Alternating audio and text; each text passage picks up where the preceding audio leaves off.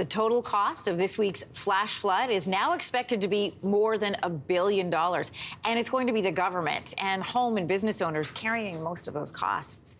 The fact is, many Canadians do not have or cannot get flood insurance. The Insurance Bureau of Canada says about 10% of households in this country are highly exposed to flooding, but they can't get access to flood insurance. So what do? Well, joining us this morning from Toronto is James Pasternak, City Councillor for York Centre. It's a part of the city that was really hit hard by flooding. He's also a member of Toronto's Infrastructure and Environment Committee. Welcome to your morning. Good morning, Anne-Marie. I imagine that you've been out viewing some of the damage experienced by constituents. I'm curious, can you let us know what you've been seeing and hearing from them? Well, when you're a homeowner and your basement is flooded, about a third of your house is ruined. There's very little you can do outside of a total gut. And there's only so many times you can go through that before you're cut off by your insurance company. And we know that the cost for that kind of cleanup plus restoration can be in the tens of thousands of dollars.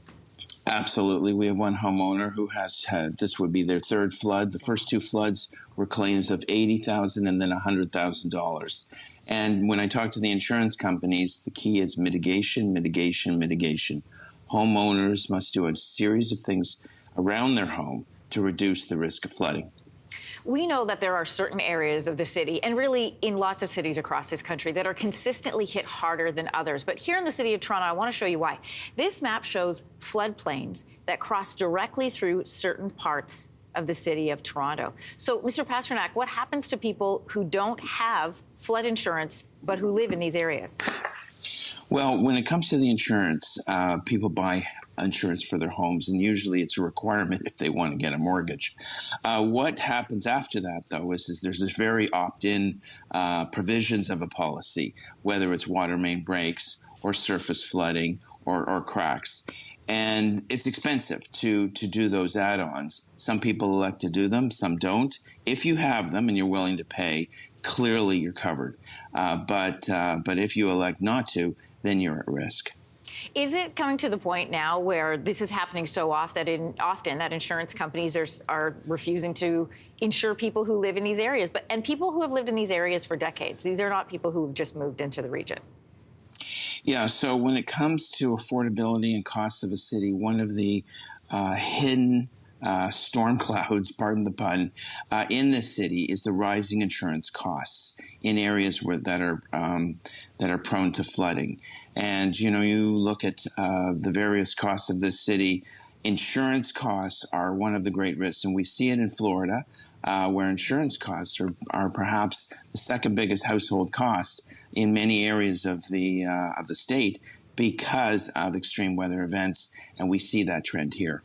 We had Toronto Mayor Olivia Chow in here yesterday, and she said, we asked about flood mitigation. She says she's waiting for about $300 million from the federal government for those kinds of measures. When Toronto gets that money, how do you think it should be used?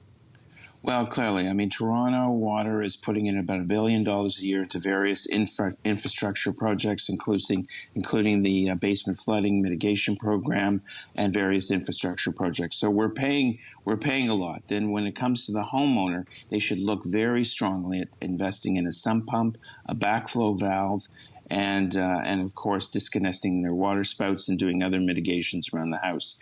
Now, we provide subsidies up to $3,400 per household to help with those investments, and that's exactly what they are. They're not cost centers; they're investments to protect homes. I want to sort of broaden this story out and take it across the country because we know this happens in every province and territory. We'll bring up a map from Flood Safe Canada, and it shows major floods in Canada from 1902 to 2016. You can see it there. It's in every single province and along the coast, even in the city. So how can governments prepare for floods? Because we know, because of climate change, there is more intense weather events, which means, well, things like we saw this week, more rain, more flooding. Well, exactly. I mean, government has to do its part, clearly, with $1 billion a year into stormwater upgrades and basement flooding protection. Toronto's doing the best it can. Homeowners have to look at their house, see whether it's flooded, see where the problems are, and invest in mitigation and prevention. On the Environment Canada side, clearly we need better warning for these storms.